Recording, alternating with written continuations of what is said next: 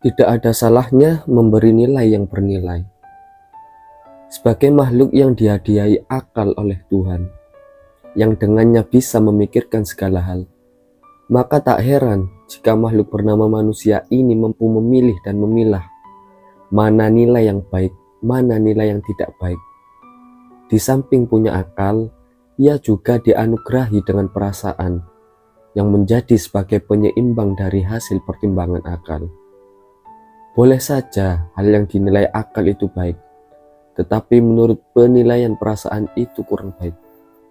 Maka disinilah timbul sebuah istilah yang disebut dengan renungan, yang dalam kitab sucinya sering disebut dengan afala ta'qilun, afala tatafakkarun. Merenungkan sesuatu dengan pertimbangan akal dan perasaan. Banyak nilai-nilai hidup yang dipegang oleh manusia, mulai dari kejujuran, cinta, tanggung jawab, keberanian, kemuliaan, kehormatan, sopan santun, rendah hati, dan sejenisnya. Semua itu tidak lain karena akal dan perasaan menilainya sebagai sesuatu yang baik. Meski semua nilai-nilai ini memang menjadi pembawaan asli dari diri manusia, namun itu tidak menjamin ia selalu melakukan hal-hal tersebut. Itu sebabnya butuh didikan dari berbagai pihak, dibentuk oleh pendidikan orang tua, lingkungan rumah, sekolah, pertemanan, agama, keyakinan-keyakinan yang diyakininya. Maka tidak heran jika ada pepatah yang mengatakan, buah yang jatuh tidak akan jauh dari pohonnya. Bisa dianalogikan dengan anak yang baik tidak akan jauh dari kebaikan yang memengaruhinya. Karena manusia lebih cenderung meniru apa yang ia lihat. Sering melihat perilaku yang baik, tidak menutup kemungkinan ia juga akan meniru kebaikan tersebut. Pun sebaliknya, jika yang dilihatnya selalu tentang kejelekan, niscaya ia mudah meniru kejelekan itu. Inilah perlunya kita harus berteman dengan orang-orang yang baik, sehingga kita bisa dengan mudah meneladaninya. Setelah meneladani, kita pun bisa menjadi teladan bagi yang lain. Inilah gunanya menjadi manusia, saling memberi manfaat satu sama lain, tidak hidup dengan keegoisan dirinya sendiri. Supaya manusia itu menjadi baik, Allah pun tidak hanya sekedar memerintah lewat firman-Nya. Diutuslah seorang makhluk yang sama persis dengan manusia, yaitu para utusan-utusan yang disebut Nabi dan Rasul. Ditugas sebagai manusia yang menyempurnakan perangai-perangai manusia yang lain. Mengapa harus para utusan Nabi-Nabi itu?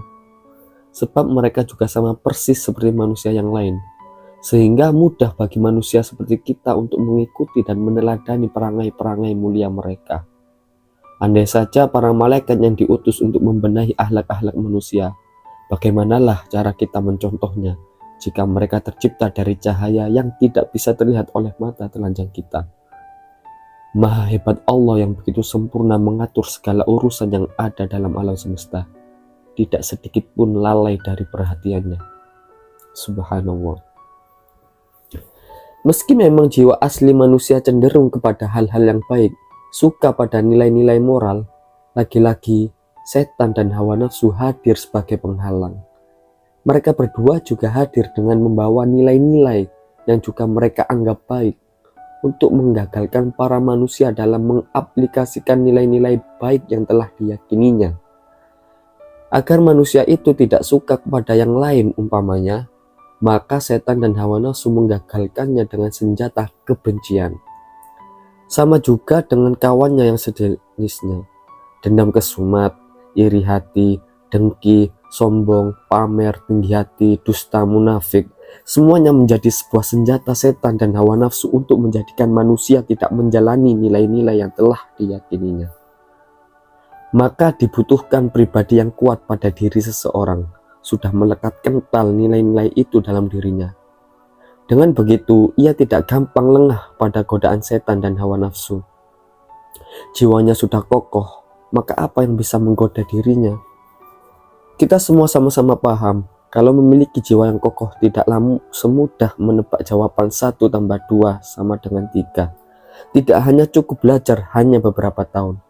Karena untuk mendidik karakter yang kuat merupakan pelajaran seumur hidup, terus-menerus. Tidak hanya soal mampu menjawab beribu-ribu soal pada lembaran ujian, tidak juga hanya karena sering juara satu di kelas, atau berderet-deret gelar bak kereta api jika digelar. Tidak, karena ini tentang perjalanan hidup seseorang, bagaimana dia mampu melewati rintangan hidup dengan tetap memegang nilai-nilai hidup, meski dalam keadaan yang amat menyengsarakan. Orang-orang seperti ini tidak mudah terpengaruh oleh apapun, siapapun, bahkan meski itu seolah bertentangan dengan akal dan perasaannya. Loh, katanya tadi sebuah nilai itu hasil dari pertimbangan akal dan perasaan. Iya, memang itu betul. Tapi dalam beberapa hal, terkadang itu terlihat sangat bertentangan. Maka di sini juga perlu ditanamkan oleh iman. Sebuah kepercayaan yang kuat terhadap kuasa Tuhan melebihi akal dan perasaan. Kita sebut saja kisah Nabi Ibrahim yang diperintah oleh Allah untuk menyembelih putra tercintanya Ismail. Apa yang dilakukan beliau setelah mendapat perintah itu tidak perlu disebut di sini. Kalian lebih tahu, bukan? Sekarang kita tanyakan saja pada diri kita sendiri. Bagaimana sikap kita ketika kita diperintah Allah untuk menyembelih anak kesayangan kita sendiri? Apakah kita sanggup untuk melaksanakannya? Akal dan perasaan kita, aku yakin, pasti akan menolaknya mentah-mentah. Akal dan perasaan Nabi Ibrahim sebagai seorang ayah mungkin saja begitu, merasa kasihan.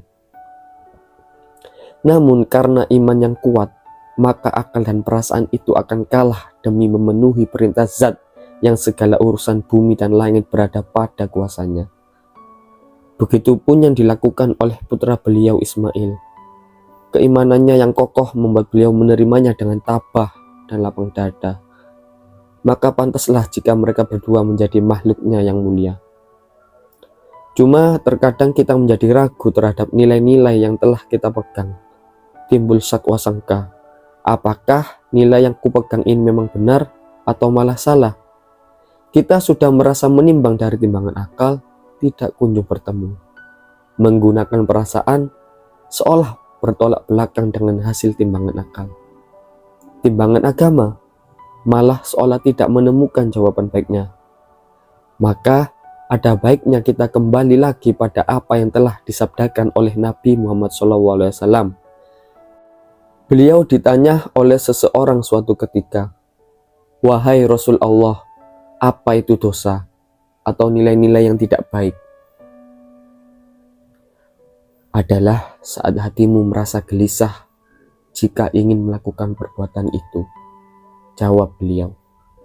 Pesan dari Nabi Muhammad SAW ini sudah jelas. Maka jika dirasa hati kita merasa tidak enak ketika hendak menelpon teman kita ketika sudah larut malam misalnya, maka bisa jadi itu disebut dosa. Sebab kita mengganggu jam istirahat orang lain. Barangkali begitu.